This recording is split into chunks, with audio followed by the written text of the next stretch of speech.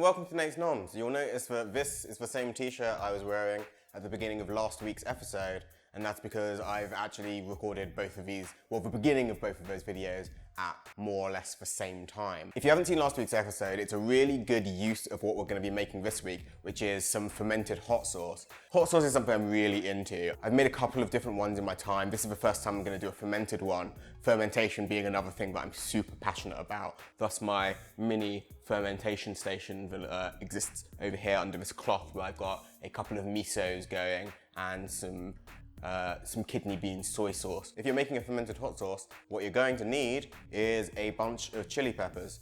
That's the most important ingredient. It's where all the spice comes from, and depending on which selection of peppers you take, the flavor of the sauce that you get at the end will change.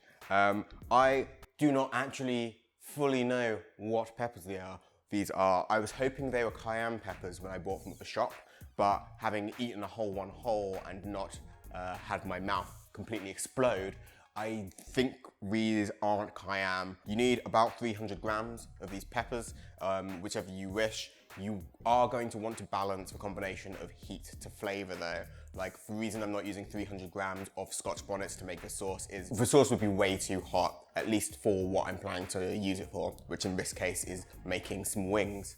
Recipes for hot sauce, in this case, super simple. You're gonna need some salt, your peppers, some paprika, which is just gonna add a little smoky flavor in the background, and a white vinegar of some form. I'm using apple cider vinegar because it adds a little bit of sweetness as well. That's it. It's a really simple set of ingredients, and you could be bashing up some hot sauce on your own. Feel free, as I said, to mix up which peppers you use. That's actually half of the fun of making hot sauces. If you swap the peppers around, if you change the spices that you're using, I'm only using paprika, but you can actually add a spice blend. You can add seasonings such as mustard or things like that to just add a bit more interest into your sauce.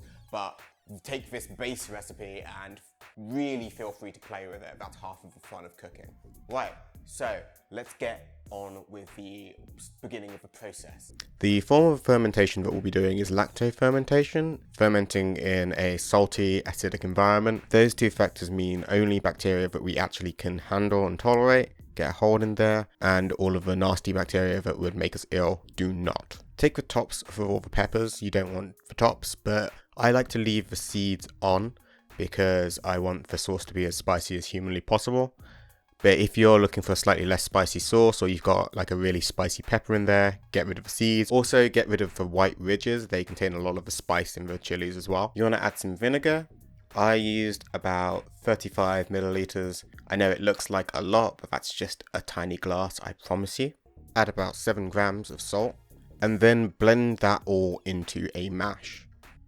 That mash is what's going to be sitting fermenting for 7 days before this becomes an actual hot sauce. At this point, it doesn't need to be totally smooth. Having some chunks in it is perfectly fine. Pour the blended pepper mash into a clean jar, cap it with some cheesecloth, and then you can leave it out on your side for 7 days. Every day you'll want to just give it a stir, and you'll see some bubbles in the pepper mash, and that's evidence that the bacteria are doing some work. Some people say you need to keep this fully covered because you don't want bacteria from all around getting into it. I think the exact opposite. You want all of the bacteria in your area to come in, ferment, add some of their unique flavors to it. The fact that it's so salty and so acidic in there will stop any bad bacteria from turning it rotten. In any case, the easiest thing to do is just trust your nose, give it a smell. If it smells off and rotten, start again. If there's a weird mold growing on top, start again. Otherwise, if it's smelling slowly getting more fruity, you're on the right track. Oh, it smells so good. New t-shirt, my hair is tied up.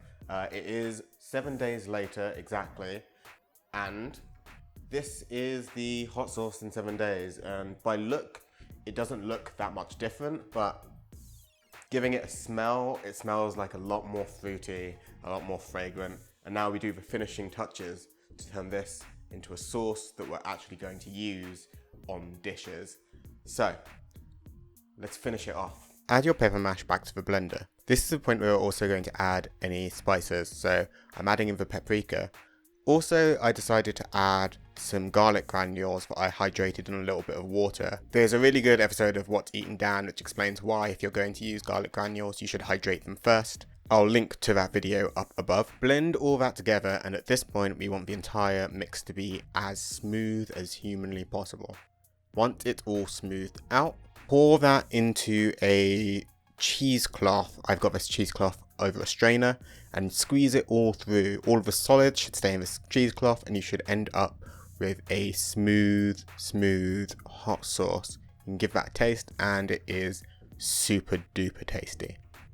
Now you just need to store your hot sauce. I threw it in this little bottle. Do be aware that this is still alive, so it might expand a little bit over time, so don't keep it in too tightly sealed of an object, but it will keep in your fridge for quite some time. It's really good. So far, I haven't made my wings yet, but I did add it to some mayonnaise for a chicken sandwich, and it was the bomb. So hopefully you enjoyed. If you did, like, comment, and subscribe. Do check out the other videos, and I'll see you all next time.